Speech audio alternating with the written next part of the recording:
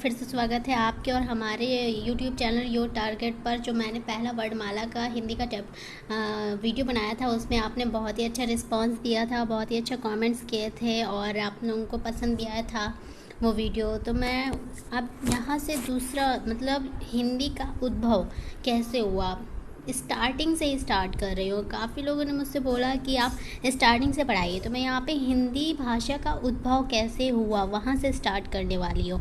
तो यहाँ मैं 3 पार्ट पे डिवाइड करूँगी, मतलब धीरे धीरे उठाएंगे, क्योंकि जो ये चैप्टर होता है ना, बहुत कंफ्यूजिंग चैप्टर होता है। लोग कंफ्यूज हो जाते हैं कि किसका कब कैसे क्या हुआ, तो उसे हम धीरे धीरे उस चीज़ को लेते जाएंगे। जैसे हमारा पहला चैप्टर है हिंदी भाषा का उद्भव, तो हम इसे 3 पार्ट पे डिवाइड करेंगे कि हिंदी भाषा का उद्भव, उसका विकास और उसका क्या स्वरूप। तो हम पहला यहाँ पे स्टार्ट करते हैं, क्या हिंदी भाषा का उद्भव कैसे हुआ।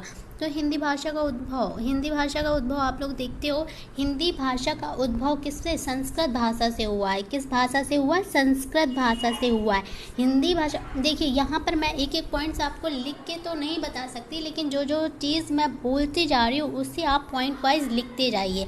जैसे हिंदी भाषा का उद्भव क्या संस्कृत भाषा से हुआ। जैसे हमारे हिंदी भाषा का प्राचीनतम जो रूप है वो क्या है, संस्कृत है। तो आप यहाँ पे पॉइंट्स डाल के लिख सकते हैं कि हिंदी भाषा का जो भी प्राचीनतम जो रूप है वो कौन सा है, संस्कृत ही है। हिंदी कहाँ से पैदा हुई, संस्कृत भाषा से ही पैदा हुई है। अगर आप इसे आसान भाषा में लिख लेते हैं तो आप लोगों को बहुत अच्छे से समझ में आ जाएगा। तो जो हमारी पहले हिंदी भाषा का उद्भव किससे हुआ, संस्कृत भाषा से हुआ है। हिंदी भाषा का प्राचीनतम जो भी रूप है वो क्या है, संस्कृत भाषा है। और हिंदी भाषा कहाँ से पैदा हुई है, संस्कृत भाषा से ही पैदा हुई है।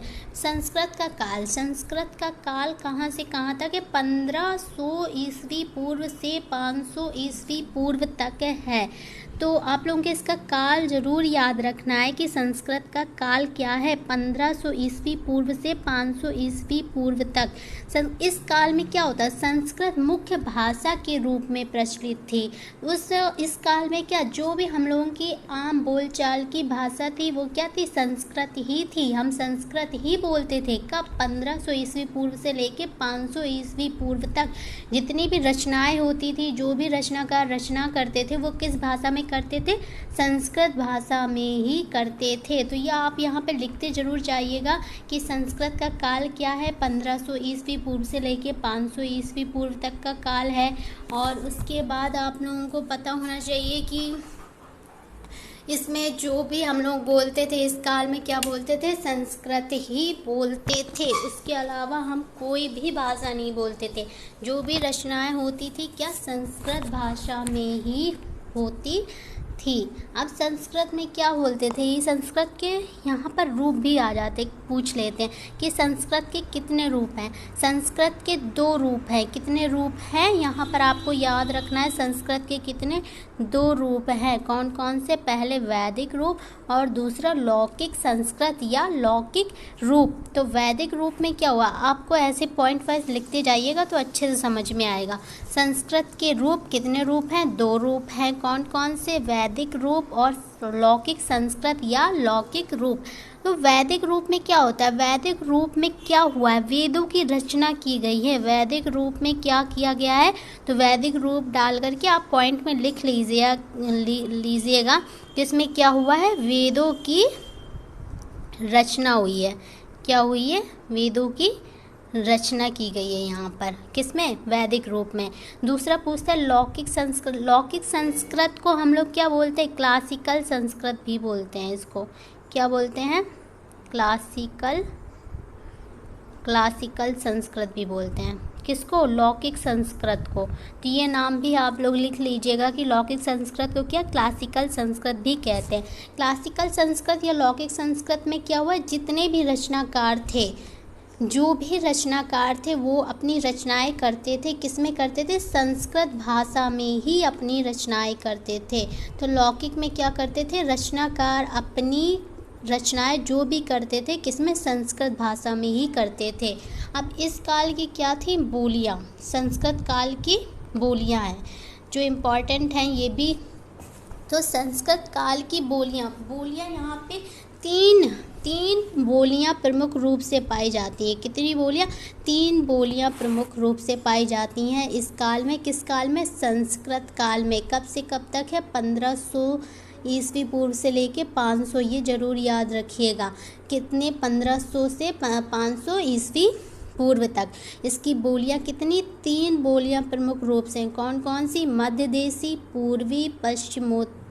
जो ये मध्य देशी, पूर्वी, पश्चिमोत्तर, ये बोलियां इस काल के, किस काल के? संस्कृत काल के अंत में पाई जाती हैं, जब समाप्ति का दौर चल रहा था। किसका? संस्कृत काल का। तो ये जो 3 बोलियां थी, ये क्या प्रचलन में आई? कौन कौन सी? मध्य देशी, पूर्वी, पश्चिमोत्तर।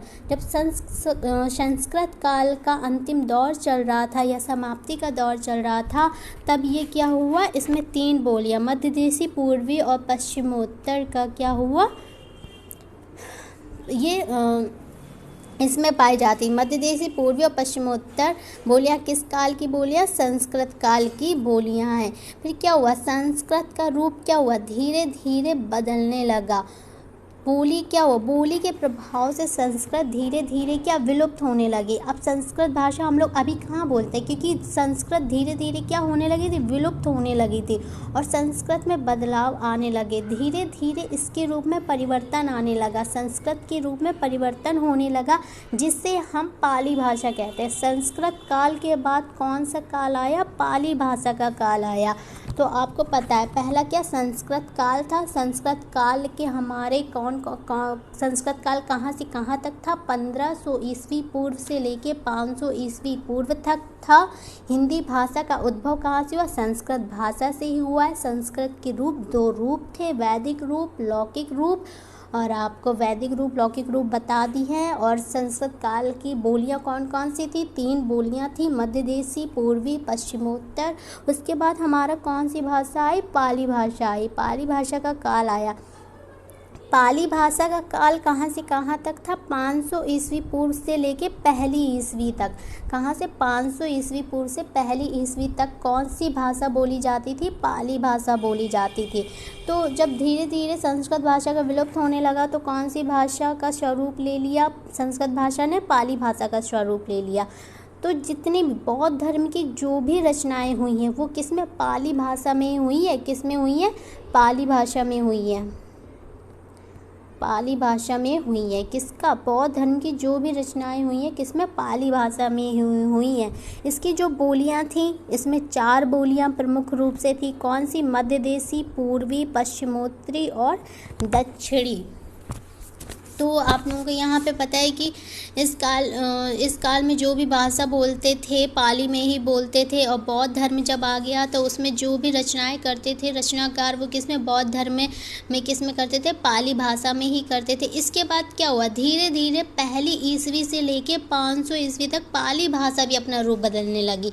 अब संस्कृत भाषा ने अपना रूप बदला, तो किसका ले लिया? पाली भाषा का ले लिया। अब पाली भाषा भी धीरे धीरे अपना रूप बदलने लगी, और इसके बाद जो रूप आया वो कौन सा आया? प्राकृत भाषा का रूप आया। प्राकृत भाषा का रूप आया। प्राकृत भाषा का काल क्या था? प्राकृत भाषा का काल था जो पहली ईस्वी से 500 ईस्वी तक था। आप लोग ये काल में बिल्कुल भी कंफ्यूज नहीं होइएगा। पहले 1500 से 500 ईस्वी पूर्व तक, फिर क्या हुआ आपका 500 ईस्वी पूर्व से पहली ईस्वी तक, और प्राकृत भाषा आया पहली ईस्वी से 500 ईस्वी तक। तो प्राकृत भाषा में क्या हुआ? इसमें जो बोलियां थीं, मुख्य रूप से इनकी ये 6 बोलियां थी: सौरसेनी, पैसाची, ब्राह्मण, मागधी, अर्धमागधी और महाराष्ट्री। ये प्राकृत भाषा के अंत में, जब प्राकृत भाषा का अंत चल रहा था, इस काल के अंत तक इन बोलियों का क्या प्रचलन तेजी से बढ़ने लगा था। ये जो बोलियां थी प्राकृत भाषा के अंत में आई थी। इसके बाद कौन सा काल चलने लगा था? अपभ्रंश का काल चलने लगा था। तो ये जो बोलियां थी, प्राकृत भाषा की जो बोलियां थी, वो किसके? अपभ्रंश भाषा का स्वरूप था। किसका? अपभ्रंश भाषा का स्वरूप था। तो चलिए अपभ्रंश भाषा को समझते हैं। अपभ्रंश भाषा का काल कब से कब तक था? 500 ईस्वी से 1000 ईस्वी तक था। तो जो ये बोलियां थीं ये अपभ्रंश भाषा का ही क्या स्वरूप थी। अपभ्रंश का काल कहाँ से 500 ईस्वी से 1000 ईस्वी तक था। एक यहाँ पे क्वेश्चन पूछ सकता है कि अपभ्रंश भाषा के काल में कौन सी रचनाएं हुई हैं, तो लोक साहित्य की रचनाएं हुई हैं। किसकी? लोक साहित्य की। लोक साहित्य की। तो ये आप याद रखिएगा कि अपभ्रंश भाषा के काल में कौन सी रचनाएं की गई है, लोक साहित्य की रचनाएं की गई हैं। और ये जो बोलियां थीं ये सौरसैनी, पैसाची, ब्राचड़, मागधी, अर्धमागधी, महाराष्ट्री। बाद में पहले तो ये कौन सी भाषा की? प्राकृत भाषा में जानी जाती थी। फिर बाद में ये किसका रूप ले ली थी? अपभ्रंश भाषा का रूप ले ली थी। कौन कौन सी? सौरसैनी, पैसाची, ब्राचड़। अगर ये पूछ भी लेता है कि अर्धमागधी में मतलब ये अब क्वेश्चन पूछ लेता सौरसैनी किस भाषा की बोली है, तो जैसे सौरसैनी, पैसाची, अगर आपसे ये जो जितनी 6 भाषाएं हैं ये क्या अपभ्रंश भाषा के काल में ही इसका स्वरूप हुआ है, इसका प्रचलन तेजी से बढ़ा है। किसमें? अपभ्रंश भाषा के काल में ही। अगर क्वेश्चन पूछ लेता है कि इन बोलियों का स्वरूप या प्रचलन किस काल में तेजी से बढ़ा है, तो अपभ्रंश भाषा, अपभ्रंश के काल में। ठीक है, इसके आगे हम नेक्स्ट वीडियो पे कवर करेंगे। मैंने बोला था ना कि धीरे धीरे आपको पॉइंट्स वाइज पॉइंट मैं समझाती जाऊंगी। अगर मैंने इकट्ठा ले लिया पूरा एक साथ तो आपको भी समझ में नहीं आएगा और आप लोग भी क्या कंफ्यूज हो जाएंगे। तो धीरे धीरे आज मैंने संस्कृत भाषा का काल, पाली भाषा का काल और प्राकृत अपभ्रंश इन भाषाओं का काल समझाया। आगे इसके आगे मैं और अभी बताऊंगी